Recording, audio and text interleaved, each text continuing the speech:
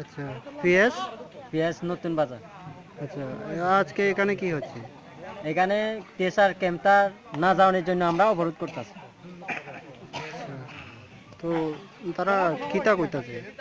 তারা তো কইতাছে উপর মহলে অর্ডার, আমরা কিছু করার নাই। যে টিএসআর সাহেব তারা আছে, তারা এসি তারা কমায় আছে, তারা তারা বলতাছে চাইতাছে টিএসআর ক্যাম্পটা সরাই যেত।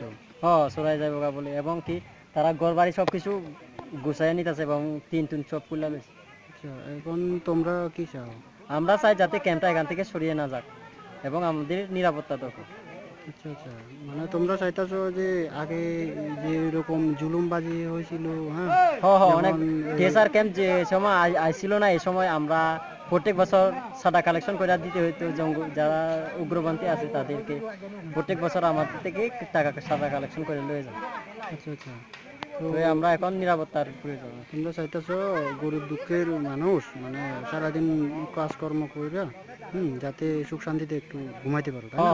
শান্তি। এবং কি আমরা অনেক জায়গাতে কাজে যেতে হয় এবং শান্তিতে যেন যেতে পারি, এই জন্য আর কি টিএসআর আমাদের প্রয়োজন এবং সুরক্ষার দরকার।